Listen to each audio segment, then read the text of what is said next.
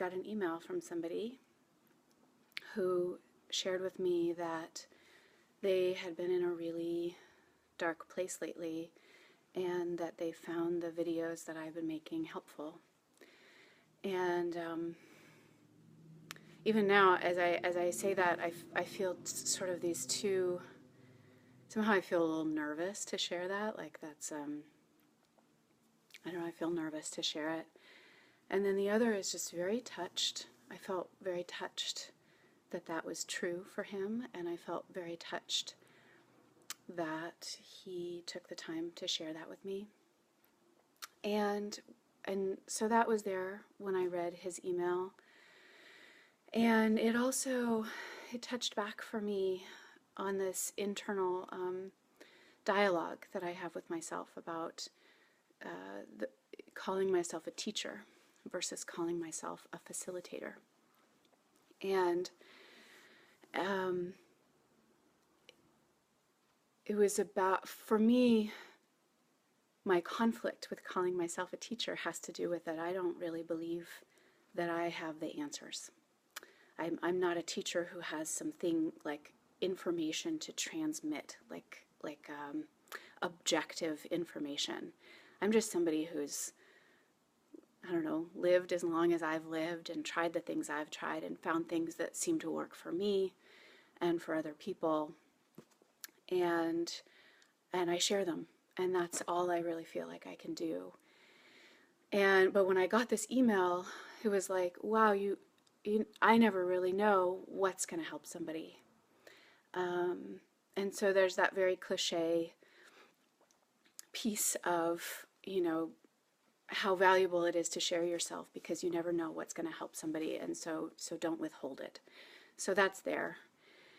But then that struck me,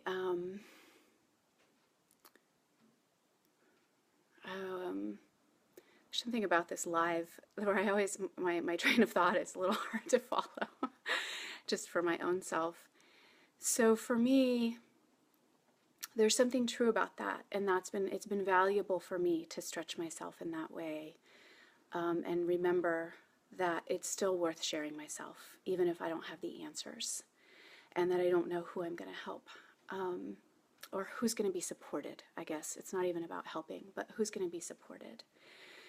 But fundamentally, I think where that struggle comes from me is my own, I'm a student of Buddhism. And the Buddha certainly had a lot to say. I would say he was an incredible teacher. And now volumes and volumes have been written, right, that you can study. But the story goes, anyway, that on his deathbed, like when he knew he was going to die, I don't know why this touches me, but that what he said was make of yourself a light. And there's two ways that I understand that. And the first is that everything that you hear or that you learn is first take it into yourself, actually try it on, and find out if it's true for you. So instead of just blindly following other people's lights, is take it into yourself. And if it serves you, then take it. But if it doesn't, don't worry about it. It doesn't mean it's true or not true. It just means it works for you. And the second way that I hear that is that, not that it's necessarily a responsibility, but this is just the path of life, is that we get to be a light for each other. And I do believe that there are people in this world who, through their own life experience or their practice, that have bigger lights, and maybe it's karma or lifetimes or who knows what, but their light is so big to shine, and it lights the way for many people. But for most of us, really, it's like sometimes we get to shine a light for other people, and then other times they get to shine a light for us. And it's the willingness to do both, to be willing to be that light for others when it's your turn, and the willingness to be humble enough to let somebody else light your path when it's dark. So I want to read this poem that Mary Oliver wrote about the Buddha's last words. And you can watch me cry if you want, but I invite you to just close your eyes and hear it if you want to hear it. So it's called The Buddha's Last Instructions, and it's by Mary Oliver. "Make of yourself a light," said the Buddha before he died.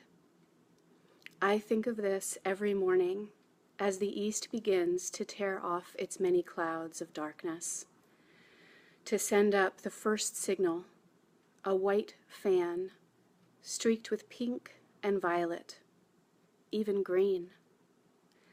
An old man, he lay down between two sala trees, and he might have said anything, knowing it was his final hour. The light burns upward.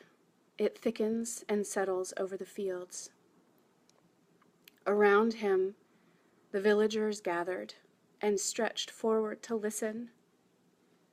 Even before the sun itself hangs, disattached in the blue air, I am touched everywhere by its ocean of yellow waves." No doubt he thought of everything that had happened in his difficult life. "And then I feel the sun itself as it blazes over the hills, like a million flowers on fire. Clearly, I am not needed. Yet I feel myself turning into something of inexplicable value." Slowly, beneath the branches, he raised his head. He looked into the faces of that frightened crowd.